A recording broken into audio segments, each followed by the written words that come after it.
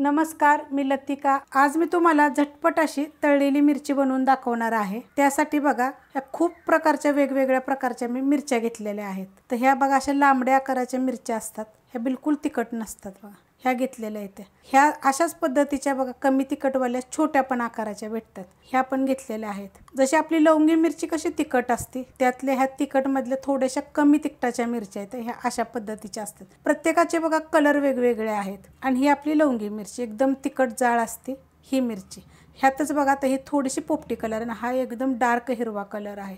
आणि हा काय होतो, एकदम असा होतो बघा, जसं थोड्या दिवसांना का एकदम लाल भडक असा कलर येतो त्यांना।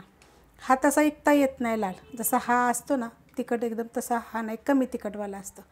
त्यात बघा अशा बी पद्धतीच्या तुम्ही मिरच्या घेऊ शकता, की जसं आपल्याला कधी जर ह्या तिखटवाल्या नकोच असतील तर अशा बी पद्धतीच्या तुम्ही घेऊ शकता।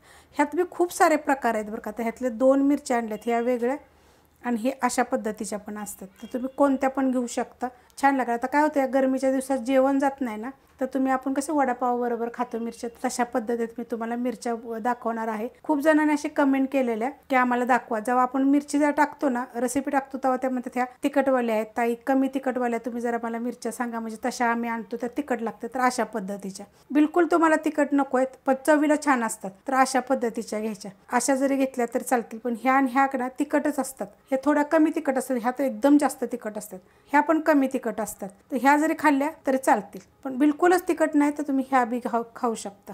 कढई बघा मी ठेवलेली आहे, त्यामध्ये तेल ठेवले आणि तेल चांगलं गरम झालेलं आहे, गॅस एकदम मी बारीक केलेला आहे। त्याच्यामध्ये मिरच्या टाकून घ्यायच्या। मिरच्या स्वच्छ धुवून मी काय केलेल्या आहेत, पुसून घेतलेल्या आहेत। आणि आपल्याला हे काय माहिती आहे का, कडक तेलातच ह्या तळायच्या आहेत बरं का।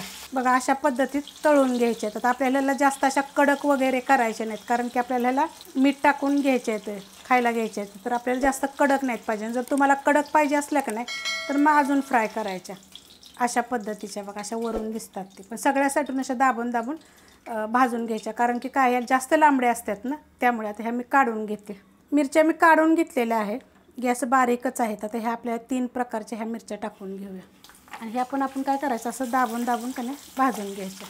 अशा पद्धतीत बघा भाजल्या गेलेल्या आहेत, लगे काढून घ्यायच्या। आणि ह्यातलं तुम्हाला सांगते, तुम्हाला जर ह्यातच मीठ भरून पाहिजे ना, तर मधोमध स्वच्छ धुवायच्या, चांगल्या पुसून घ्यायच्या। नाही तर पूर्ण पाणी नितळून घेतलं का नाही, 10-15 मिनटं जर ठेवलं तरी पूर्ण पाणी त्याचं सुकून जातं, नाही तर पुसून घ्या बरं का, पाण्यामध्ये ठेवू नका। आता त्याच्यामध्ये बघा ह्या मोठ्या मिरच्या 2 आणि बारकी 1, ह्या पण आपल्याला अशाच भाजून घ्यायच्यात बरं का, नुसत्या असं हलवायच्या, थोड्या मस्त भाजल्या जातात बघा। अशा पद्धतीनं थोडं असं तेल टाकून मी चांगलं भाजून घेतलेल्या आहेत, मस्त बघा अशा भाजल्या गेलेल्या आहेत। आपण आता काढून घेऊया।